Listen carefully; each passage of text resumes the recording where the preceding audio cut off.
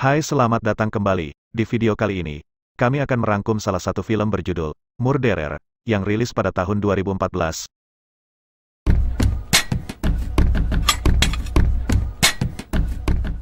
Cerita dimulai dengan seorang pria bernama Johayab yang memergoki istrinya berhubungan seks dengan pria lain. Karena sakit hati, Johayab kemudian masuk dan membunuh pria itu.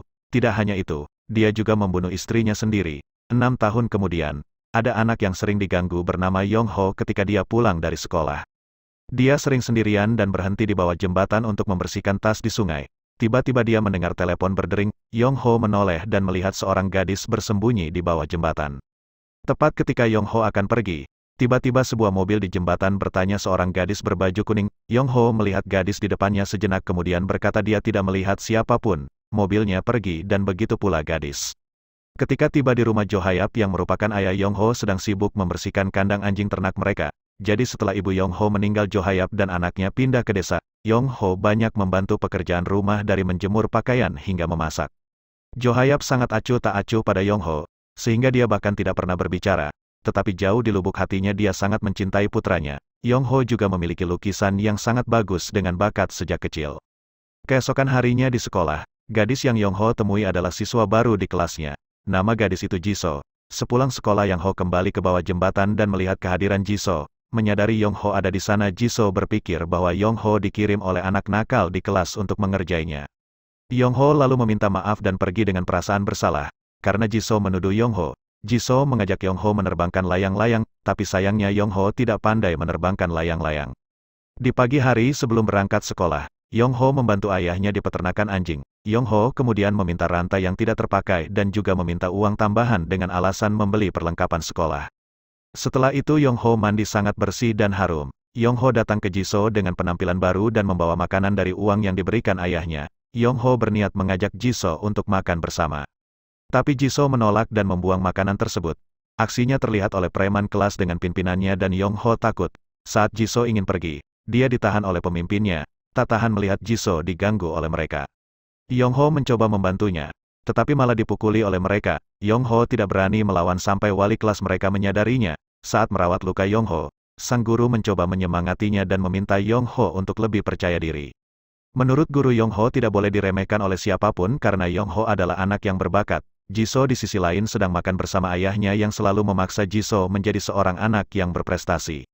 Saat itu Jisoo kemudian teringat bahwa ayahnya sedang menggandeng wanita lain. Jisoo sangat sedih karena dia merasa orang tuanya telah meninggalkan Jisoo yang saat itu ingin menunjukkan hasil ujiannya. Dan tiba-tiba seorang pria mendatanginya.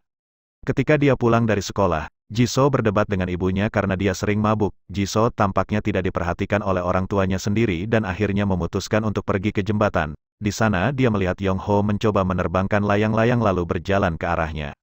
Di sana dia menceritakan tentang kekacauan keluarganya. Dia bingung kenapa dia harus dilahirkan ke dunia jika orang tuanya sendiri bertingkah seperti mereka tidak mengenal satu sama lain. Cerita itu jadi membuat Yong-ho sedih. Angin bertiup dan layang-layang Yong-ho terbang tinggi. Jisoo dan Yong-ho bermain bersama. Untuk pertama kalinya mereka bersukacita dan menerbangkan layang-layang dalam gelap. Dari kejauhan Johayab melihat kegembiraan putranya dan dia sangat senang melihat senyum di wajah Yong-ho. Setelah bermain, Yong-ho juga berbicara tentang hidupnya dari hotel dia pindah ke desa setelah ibunya meninggal. Sejak itu tidak ada yang meminta Yong-ho untuk berbicara. Yong-ho hanya tahu bahwa ibunya meninggal dalam kecelakaan. Yong-ho kemudian meminta Jisoo untuk menjadi temannya sehingga mereka dapat berbicara satu sama lain dan mendengarkan satu sama lain. Next hari, mereka semakin dekat dan menghabiskan banyak waktu di bawah jembatan. Yong-ho kemudian memberikan hadiah yang merupakan lukisan wajah Jisoo. Jisoo sangat senang dan menyukai lukisan. Di malam hari Jisoo yang sendirian di rumah tiba-tiba mendapat telepon dari sopir taksi menanyakan alamatnya. Ternyata ibu Jisoo sedang mabuk dan sopirnya bingung tentang alamat rumah mereka. Karena Jisoo tidak tahu alamat rumahnya saat ini, dia menanyakan keberadaan ibunya kemudian pergi menjemput ibunya. Di jalan Johayab tidak sengaja melihat Jisoo dan ibunya yang mabuk. Johayab mengetahui bahwa Jisoo dan ibunya baru di desa. Dia kemudian menawarkan tumpangan untuk Jisoo dan ibunya. Jisoo awalnya menolak tetapi Johayab mengatakan bahwa dia adalah ayah Yong-ho. Mengetahui itu, Jisoo menerima tawaran dari ayah Yong-ho. Suasananya sangat gelap dan sepi. Johayab bercerita tentang lukisan Yong-ho yang menempel di dashboard mobilnya. Tak disangka lukisan itu mengingatkan Jisoo akan hal buruk yang terjadi pada dia. Kemudian melihat Johayab, Jisoo berpikir kembali ketika dia masih kecil di mana seseorang terbunuh di depannya. dia kemudian berlari ke tempat parkir dan melihat ayahnya berjalan dengan wanita lain. Jisoo menangis ketakutan dan saat itulah si pembunuh menangkapnya. Jisoo mulai menyadari bahwa ayah Yongho adalah seorang pembunuh. Keesokan harinya Jisoo menjelaskan kepada Yongho bahwa tadi malam ayahnya telah membawanya pulang. Jisoo juga mempertanyakan mobil ayahnya yang selalu memajang lukisan Yongho. Yongho lalu menunjukkan semua lukisannya kepada Jisoo. Jisoo kemudian meminta izin untuk membawa pulang semua lukisan itu. Ketika dia melihat semua lukisan milik Yongho, dia kembali ingat di mana dia ditahan di dalam mobil oleh seorang pembunuh. Jisoo menjadi semakin yakin bahwa Jo Hayap adalah pembunuh yang dia temui saat itu dan hampir membunuhnya. Untungnya seseorang datang dan berhasil menyelamatkannya. Jisoo trauma dengan ingatan itu terlihat sangat jelas di kepalanya. Malam itu Yongho mengirim pesan untuk Jisoo, dan Jisoo segera menemuinya di bawah jembatan. Ternyata Yongho sedang dibully oleh teman. Joy lalu menyuruh Yongho dan Jisoo untuk berciuman. Karena diam Yongho ditendang bahkan diancam dengan pisau. Jisoo kemudian mengatakan bahwa Yongho adalah pecundang, dan mereka menantang Yongho untuk menikamnya dengan pisau. Tapi mereka malah memukul Jisoo dengan tangannya. Ini membuat marah Yongho dan mengambil pisau. Yongho lalu memotong wajah Joy dengan pisau. Lalu dia menangis dalam ketakutan dan panik. Teman mereka kemudian lari dan Yongho menjatuhkan pisaunya dengan gugup. Dia kemudian mencoba untuk menenangkan Jisoo yang terdiam melihat tindakan Yongho. Tetapi Jisoo menjauh dan memilih untuk pergi. Jisoo melihat bahwa ada sifat Jo Hayap di tubuh Yongho. Sementara Yongho tidak tahu mengapa Jisoo menjauh darinya. Keesokan harinya ayah Joy dan wali kelas Joy menemui Jo Hayap di rumahnya. Dia mengeluh bahwa Yongho telah menyakiti putranya. Ayah Joy sangat marah karena menurut ayah Joy dia pergi setelah anak dipukuli oleh Yongho. Guru juga memberikan bukti pisau yang digunakan oleh Yongho. Tapi Jo Hayap hanya diam saja. Itu membuat ayah Joy menjadi emosional. Keberadaan pisau membuat Jo Hayap ingat siapa dia sebenarnya. Tapi dia mencoba untuk meredamnya dan membungkam dirinya. Jo Hayap lalu meminta maaf. Saat Yongho pulang Jo Hayap segera memarahi Yongho. Yongho menjelaskan bahwa Joy dan teman-temannya adalah yang pertama mengganggu Yongho. Tetapi Jo Hayap curiga bahwa penyebab masalahnya adalah kehadiran Jisoo. Dia menyuruh Yongho untuk tetap diam. Tidak peduli apa itu. Dan dia melarangnya melihat Jisoo. Setelah itu Jo Hayap mengambil rantai di bawah jembatan yang sebelumnya digunakan untuk membantu Jisoo menuruni jembatan. Dan dia pergi ke rumah Jisoo. Jo Hayap ingin bertemu orang tua Jisoo dan menjelaskan kejadian yang menimpa anak mereka. Tapi saat itu Jisoo sendirian dan orang tuanya tidak ada di rumah. Kedatangan Jo Hayap membuat Jisoo takut dengan membawa pisau. Jisoo mencoba mendekat dan Jo Hayap hanya bisa mengintip melalui celah di pintu. Mengetahui bahwa orang tua Jisoo tidak ada di rumah Jo Hayap kemudian memutuskan untuk meninggalkan. Jisoo mendekat dan memastikan Jo Hayap sudah pergi. Tetapi ternyata Jo Hayap belum pergi dan mengejutkan Jisoo. Sampai dia menjatuhkan pisau. Jo Hayap mulai menyadari bahwa Jisoo adalah anak yang ingin dia bunuh dahulu. Jisoo yang ketakutan mencoba menelepon orang tuanya tetapi tidak ada jawaban telepon. HP-nya kemudian berdering dan ternyata Yongho. Yongho bertanya mengapa Jisoo menghindarinya. Yongho mengira itu karena dia lemah dan berbau seperti anjing. Dia ingin berubah menjadi lebih baik dan meminta Jisoo untuk berbicara. Tapi Jisoo mengatakan bahwa alasan dia menjauh dari Yongho adalah karena ayah Yongho. Ini membuat Yongho bingung dan Jisoo mati telepon.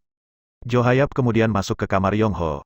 Dia melihat lukisan Yongho di meja belajar dan kemudian pergi. Jo Hayap ingat apa yang dia lakukan. Sebelumnya identitasnya sebagai pembunuh yang dia coba sembunyikan selama ini adalah sekarang diketahui anak yang berhasil melarikan diri darinya. Jo Hayap kemudian pergi ke suatu tempat. Sementara itu Yongho melihat seekor anjing putih di dalam sangkar yang telah mati. Yongho kemudian mengetahui tentang sosok ayahnya yang jarang berbicara dengannya. Dia melihat foto ibunya dan menyadari bahwa ada pisau di laci ayahnya. Setelah itu Jo Hayap kembali ke rumah dan Yongho yang masih terjaga diam-diam melihat ayahnya mencuci pisau berdarah. Merasa diintip, Jo Hayap lalu menutup pintu. Dari sana Yongho merasa bahwa ayahnya menyembunyikan sesuatu. Keesokan harinya setelah tidak melihat Yongho, di rumah Jo Hayap kemudian pergi dengan mobilnya. Pada malam hari saat Jo Hayap sampai di tujuan yang dia inginkan, dia langsung membunuh dua orang yang berada di pantai. Yongho ternyata berada di dalam mobil untuk mengikuti ayahnya dan dia tidak sengaja melihat tindakan ayahnya. Yongho shock dan menyadari bahwa ayahnya adalah seorang pembunuh. Setelah korban meninggal Yongho lalu pergi dari sana. Jo Hayap mendengar langkah kaki Yongho dalam pelarian. Yongho memanggil Jisoo dan bertanya apakah ayahnya telah mencoba untuk membunuh Jisoo. Yongho tidak tahu apakah dia harus membenci ayahnya atau apa karena ayahnya adalah orang yang baik untuk dia. Di sisi lain Jo Hayap terlihat berbicara sendiri di dalam mobil. Sementara Yongho terus menangis karena satu-satunya orang yang dia miliki adalah seorang pembunuh. Setelah kejadian itu Yongho ternyata tidak pulang. Yongho tinggal di rumah Jisoo dan mencoba untuk meminta maaf kepada Jisoo. Keesokan harinya Yong Ho tidak pergi ke sekolah tapi di luar jam pelajaran dia bertemu dengan gurunya yang baru pulang. Guru menanyakan alasan Yong Ho tidak pergi ke sekolah, tapi Yong Ho tidak menjawab. Yong Ho lalu bertanya apakah ada yang bisa berubah dari jahat menjadi lebih baik. Gurunya lalu menjawab ya, dan guru menjelaskan bahwa sikap anak biasanya akan sama dengan orang tuanya, karena darah mengalir dari keluarga. Penjelasan yang diberikan oleh gurunya membuat Yong Ho semakin menangis. Guru menjadi bingung dan Yong Ho kemudian pergi. Malam Yong Ho makan dengan ayahnya lalu menanyakan anjing putih yang sudah mati di kandang. Setelah itu dia juga bertanya bagaimana ibunya meninggal. Jo Hayap hanya diam dan tidak menjawab. Karena pertanyaannya tidak dijawab Yong Ho lalu pergi. Sekarang Yong Ho tahu itu ayahnya berbohong padanya. Yong Ho kemudian menggaruk kulitnya sampai berdarah. Dia benci karena dia memiliki darah seorang pembunuh. Keesokan harinya di kelas, teman Joy mengambil gambar area tubuh Jisoo saat dia sedang tidur. Tidak lama setelah itu Yong Ho datang dan langsung memukulinya. Joy yang juga ada di sana meminta Yong Ho untuk berhenti tapi Yong Ho tidak takut, dan dia kemudian mendekati Joy. Dia lalu berkelahi mengalahkan Yong Ho. Tapi Yong Ho membalikkan keadaan. Perkelahian tersebut diperhatikan oleh wali kelas guru dan menyuruh Yong Ho berhenti. Lalu dia pergi melewati jendela kelas. Ketika dia pulang dari sekolah, Jisoo melihat lukisan Yong Ho yang robek di bawah jembatan. Dia mencoba menelepon Yong Ho dengan sangat cemas, tapi nomor Yong Ho tidak lagi aktif. Jisoo kemudian menangis dan pergi. Di jalan muncul Jo Hayap sudah menguntitnya. Saat mencoba mengikuti Jisoo, Yong Ho tiba-tiba datang dan memegang mobil ayahnya. Dia mengambil lukisan di dashboard mobil dan menghancurkannya. Ini membuat Jo Hayap sedih karena sekarang anaknya tahu siapa dia. Anaknya yang sangat dia cintai sekarang membencinya. Malam itu Yong Ho mengambil pisau dari laci ayahnya dan berencana untuk membunuh ayahnya. Tapi Jo Hayap tahu tentang itu. Yong Ho kemudian mundur. Yong Ho melukai dirinya sendiri lagi. Dia masih ingat perkataan gurunya tentang darah yang mengalir dalam dirinya. Yong Ho tidak ingin darah ayahnya ada di sana. Yong Ho mencoba mengeluarkannya. Dia takut nanti dia akan menjadi sosok seperti ayahnya. Di saat yang sama Jo Hayap menjadi semakin stres. Di kepalanya ada bisikan yang selalu mengganggunya. Dia berbicara pada dirinya sendiri dan membayangkan seseorang ada di dalam ruangan dan bayangan itu tidak lain adalah istrinya. Jo Hayap selalu ingat bahwa ketika dia pergi ke bisnis, dia menangkap istrinya selingkuh. Jo Hayap marah dan membunuh mereka. Dan sampai sekarang Jo Hayap berhalusinasi dan merasa istrinya masih hidup. Di dalam kepalanya Jo Hayap kemudian menusuk gendang telinganya sehingga dia tidak bisa mendengar bisikan istrinya lagi. Hari berikutnya guru di Jisoo pergi ke rumah Jo Hayap untuk menemui Jo Hayap. Guru ingin bertanya bagaimana Yong Ho tidak ke sekolah selama beberapa hari. Tetapi Jo Hayap segera mengusir guru itu dengan cara yang sangat tidak sopan. Itu tidak membuat guru putus asa dan Jisoo kemudian pergi dan mencari keberadaan Yong Ho. Yong Ho ternyata bersembunyi di dalam rumah dan tidak mau keluar. Mereka mengira Yong Ho tidak ada di rumah dan memutuskan untuk pulang. Guru dan Jisoo kemudian berpisah tapi setelah beberapa langkah Jisoo melihat Yong Ho berlari. Jisoo lalu segera mengikutinya. Ternyata Yong Ho mengejar dan menemui gurunya. Saat dihadang Yong Ho terdiam. Saat diminta oleh gurunya Yong Ho mengambil pisau dari sakunya dan menggerakkan tangan. Yong Ho membuat gurunya terluka dan pingsan. Ia lalu menyeret tubuh gurunya. Yong Ho berkata gurunya adalah orang baik dan Yong Ho ingin menjadi orang baik juga. Ia ingin meminum darah gurunya agar menjadi orang baik. Beruntung Jisoo segera datang dan mencoba untuk menghentikan Yong Ho. Jisoo bertanya mengapa Yong Ho melakukan semua ini. Tidak lama setelah Jo Hayap datang dan melihat kerumunan penduduk membawa tubuh guru yang pingsan. Jo Hayap mendekat dan melihat pisau yang familiar di sana. Sementara itu Yong Ho dan Jisoo berhasil melarikan diri dan berlari bersama. Yang Ho berniat meninggalkan desa. Dan Jisoo juga ingin pergi bersamanya. Jo Hayap kemudian mencari keberadaan anaknya. Tidak lama setelah itu, Jo Hayap berhasil melihat mereka berdua. Jo Hayap mengejar mereka sampai mereka memasuki hutan. Mereka akhirnya tertangkap. Jo Hayap yang kesal memukuli anaknya sendiri. Karena dia menyuruh Yong Ho diam dan tidak melakukan apa-apa, Jo Hayap memutuskan untuk membunuh Jisoo karena dia merasa bahwa penyebab semua ini adalah Jisoo. Jo Hayap menyalahkan Jisoo karena datang ke kehidupan mereka dan menghancurkan segalanya. Tapi Yong Ho berhasil bangkit dan mengambil pisau yang jatuh. Lalu Yong Ho langsung menusuk ayahnya sendiri. Kemudian Yong Ho bertanya apakah Jo Hayap membunuh ibunya. Jo Hayap hanya bisa menganggukkan kepalanya. Mendengar rasa sakit dengan air mata, dia mencoba untuk bertahan. Jo Hayap menyuruh Yong Ho untuk menusuk pisau lebih dalam sehingga Jo Hayap mati. Yong Ho lalu tidak bisa menahan tangis. Sekarang ayahnya pergi dan tidak ada seorang pun di hidupnya. Sekarang pada akhirnya mereka berjalan di salju dan film selesai. Terima kasih buat kalian yang sudah menonton sampai akhir. Jangan lupa like, komen dan subscribe. Sampai jumpa di video selanjutnya.